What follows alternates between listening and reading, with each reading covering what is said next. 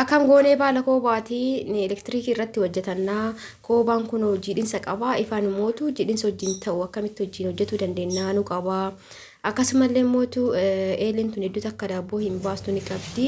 Hedduu rakkistee warri jettan hundi keessanuu yoo jechuudha viidiyoo bareedaa isinii qaba dhufeetiin jira. Assalaamu alaykum warahmatullahi wabarakaatu. Jirra jirtu warrootatti jaallatamoo fi kabajamoo akkam jirtan fayyaa keessan yalamanni isaanii nagaa isin jecha har'a daabboo bareedaa tokko qabadhee isin dhufeetiin jira. Viidiyoo hedduu namatti toludha. Wanti nu barbaachisan suuda gurraacha inni kun immoo irshoodha. Egaa namni keenya yeroo baay'ee irshoo gisee fayyadaman tama birrii 5 san guuraa oolanii akkasii miti. Isa kana yeroo tokko yeroo bitatan yeroo baay'ee isin tajaajila kun immoo maaliin innatti hima. Kuni dimbilaalaadha. Ani yeroo takka kun immoo suuqidda. Kun immoo paawudarii xiqqoo isii mana qaba garuu yoo itti godhamu baatellee rakkoo takka hin qabu. Garuu mana waan qabuuf ittidha jechuudha malee baay'ee miti keessan jirtu ittillee godhamu baate rakkoo hin qabu. Dhugaa dubbachuuf daabboo gisee bukeessinu nama tokko dafee bukaa. Ani daabboo yoo bukeesse sa'a tokko suuquutiin naa bukaa. Dhugaa dubbachuuf namni hedduun akkamiin maaliin bukeessa maalitti na xafaanaan jedhani garuu namoota akkatti naqu wallaahi waan amma isinitti agarsiisan takka sirriitti isinii akka ifutti isinitti hima. Egaa meeshaan asirratti qopheeffadhe kun hundi na barbaachisaa kuni dimbilaala jechuudha.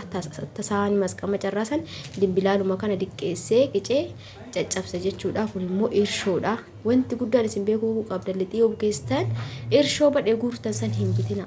Irshoo kana gisee maallaqa argattan qarshii 200 foyi amma garuu 350 akkas galee isa kana bitattanii waan xaarmusii qadada qabu kanatti yoo naqattan wallaahi ji'a 7-8 fayyadamtan jechuudha. Kanaaf isa bitadha. Itti aansee soqoteetti godha. Itti aansee absuuda gurraacha. Itti aansee dimbilaala daakamaa kana jechuudha. Kanuma qofa itti godhaa bishaan itti godhadha. Saniin booda waliin gaa daabboo hedduu takka bareedaa ta'e lallaafaa ta'e akkasumas fooliin isaa ka ajaa'ibaati paawudarii ta'e hidhadha. Dimbilaalli foolii hedduu takka bareechisaa urgeessaa. Yeroo madaabboon bilchaataa jiru urgaan isaa badirraa dhagaama jechuudha. Dimbilaala qabaatan namni hin beekne hin jirtan jedhee yaadu dhugaa dubbachuuf wanta akkana mana keessatti guduunfanii kan akka hojii irraa baradhe jechuun isin kanneen illee osoo hin ta'in kan guduunfitu egaa wantoota akka barbaree wantoota akka dhadhaa kanneen basitee wubboon beektanii wubboo guddaa sanii isa keessatti kasoddaati jedhaatiin kaa'aa turte jechuudha. Andi koo ta'ee ni beeka garuu ni ilaala waan akka hin qaaqu kana yoomuma dhufan jedhee itti mabeettanii yoom dhufanii haga yoomi keetta fa'aa jedhaani na diqqeenya ta'ee argaa guddadhe jechuudha. Mana keenya keessatti adaa isaan dhugaa qaban isaniif kaayanii wantoota akkana mana keessa fayyadamnu kana yeroo maallaqa argannetti isaa yoo san qimamni miti kakaan akkuma ture isiniin jedhe isa waan akka barbaree waan akka dhadhaa waan akka hanqaaquu kana jechuudha. Keessummaaf kaaya naga keessummaan dhufaa yoomi akka isaan kaaniin beekoni. Maal isin jechuu barbaadeeti waan akka qimamii wantoota garaagaraa kanneen wayitti nannaqadhaatiin hin kaayadhaa isiniin jedha. Mana keenyatti waan fayyadamnu hadhee waa godhuuf baate hadhuma gabbaatee suuqii bituu hin qabdu borullee gabbaatee suuqii bituu hin qabdu yeroo maallaqa argatte dhugaadha. Maallaqni namarratti harkatti namaan qabamtu yeroo argatte waan manatti si barbaachisu akkasitti kakkaatu qabda isiniin jedha. Egaa kana bukeessinaa daabboon akka bareedu sirriitti bukeessanii wal fudhachiisuu qabdan jechuudha. Kun sirriitti bukaa'uu qaba yookaan daabboon isaan hin tolu. Dhugaa dubbachuuf osoo bukeessaa jiru harka kiyya irratti koof jedha daabboon osoo harka keessaan fudhatin jechuudha. Lixiin baay'ee takka dafee bukaaya. Namni baay'ee maalitti goota sila maalitti goota siin bu'a akkamiin bukeessita wallaahi asuma haga buna danfisu bukeessee amma haga buna danfisee buna dhundee kaanu lixiin kun koof jedha jechuudha. Yooma san namni tokko dafee harka bukeessu jira jedhama dhugaadha. Wanti suni maaliif akka ta'e hin beeku garuu kana bukeesseen booda itti qadaadee yoo diqqaate sa'aatii tokkoof daqiiqaa 40 akkasitti bukaa garuu sa'a tokkoof ni kaa'anii sirriitti bukaa'uu qaba. Ilaala kun amma sa'a tokko ture diqqoo irra dabaree jechuudha. Garuu daabboo bareedaa tokko ta'a. Kun walitti viidiyoo keessa isin seenne tirirratti qaqqabatee ture sirriitti ol bokokee amma irraa baasa jechuudha. Kan irraa baasee walitti gadi duduguugadha.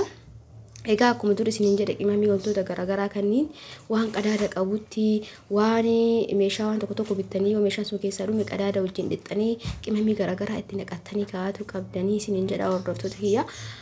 Egaa daabboon hadha isinitti agarsiisu kan noormaali isinitti agarsiisa akka sukkaarri ittiin galinni kan qaaquun ittiin galinni karaa saniin illee gisee biraa isinitti agarsiisa jechuudha. Kun garuu kana haawwanni keenya godhan isinitti agarsiisaa jiru na biraa ittiin goone dimbilaala saniin booda soqiddaa akkuma dura argaa jirtan sanii absuuda gurraacha jechuudha. Wanni biraan qabu akkana godheen booda paatiraa kiyya paatiraan kun kalammaffaati.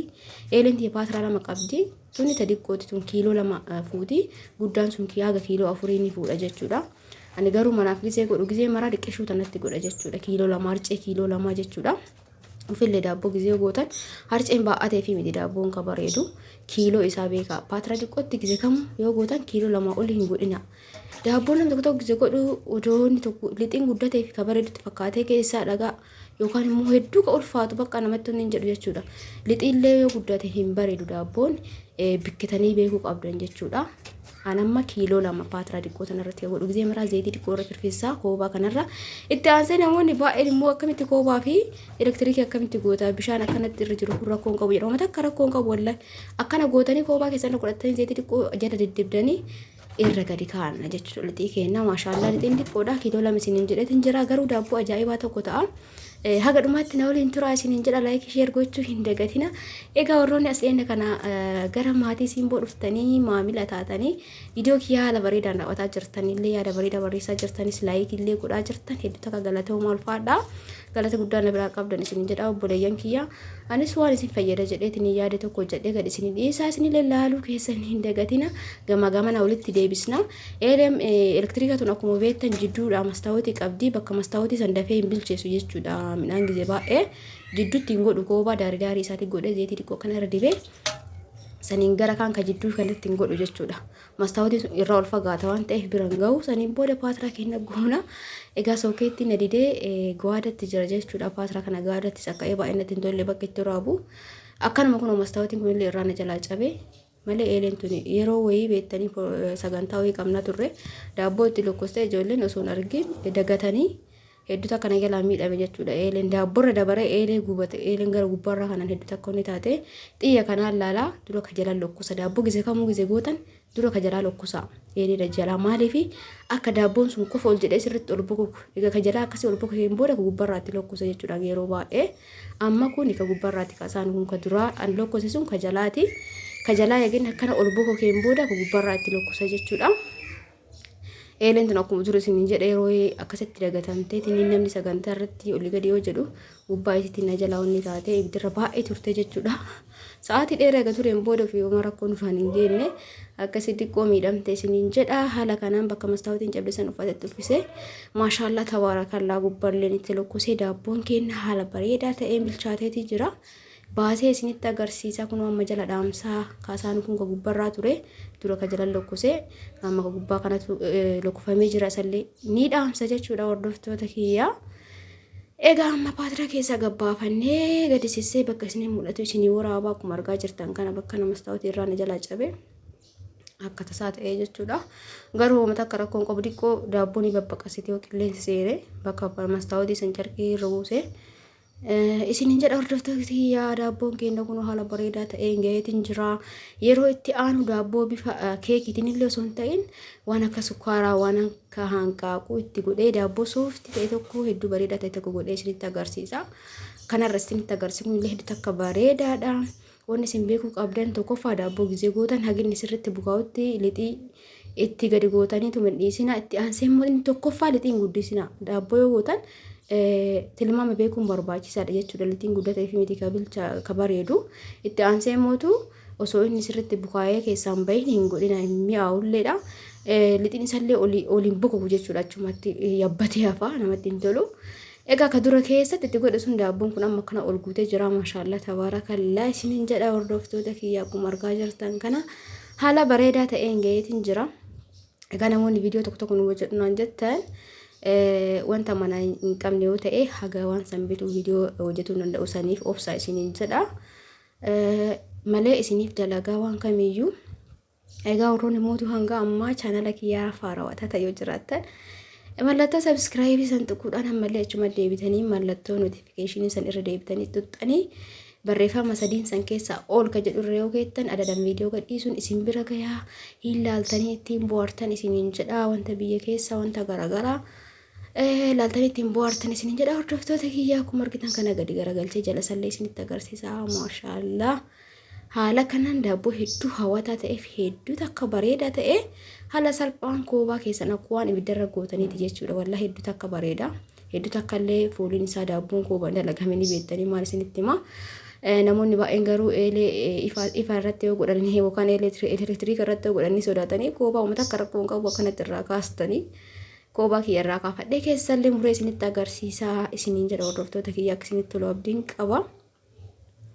Haala kanaan kun maashaallah wallahi baay'ee akka bareeda. Urgaan isallee baay'ee bareedaadha jechuudha. Daabboo gizee gootan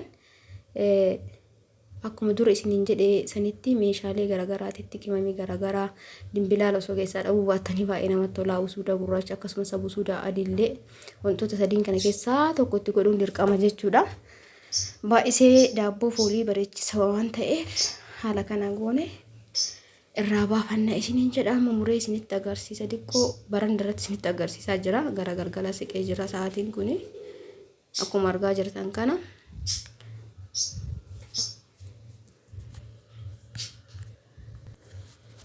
Egaa kan isiniin jedha hordoftoota kiyyaa ammaan tana kana irraa baasnee eegas booda daabboo keessa isallee isinitti agarsiisa. Akkuma argitan kan hedduutu akka bokokee jira baay'ee jechuun oliyoonni jedhee jira kofol jedhee jira.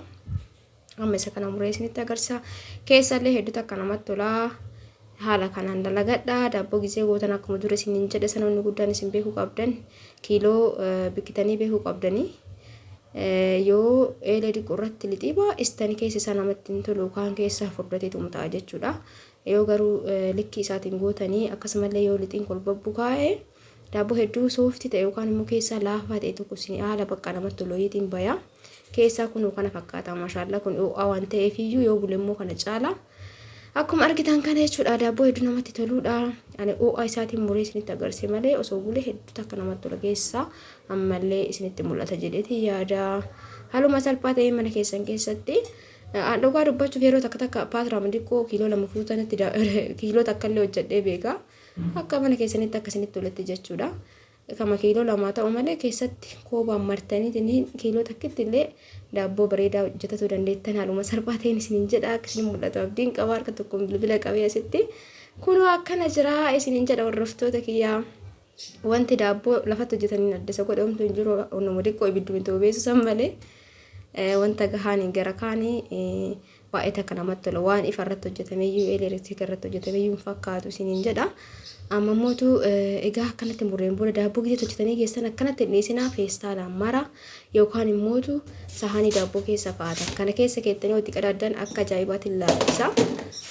Ka irraa hafe kana mootu maruu qabdan jechuudha. Maashaallah argitanii baay'isee namatti tola. Laala keessaa sooftii ho'iiti jechuudha. Akkana gootaniitiin yoggi dhiistan akkana yookaan namni tokko safee fa'aa gubbaan gaditti qadaadee dhiisa garuu hin gogu jechuudha. Daabboo akkuma irraa baastan sanii wayyoo martan laafa tokko ta'a keessallee gubbaan isaallee jechuudha.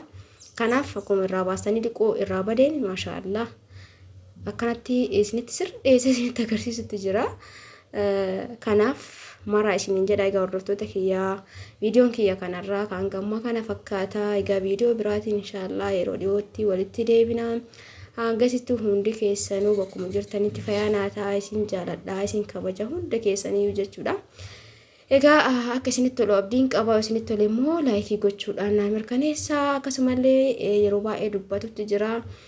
Namoonni viidiyoo qulqullina fuulaa ilaaluu barbaadan waan ofii kiyyaa fayyadamurraa isin biraan gaya waan kamu jechuudha.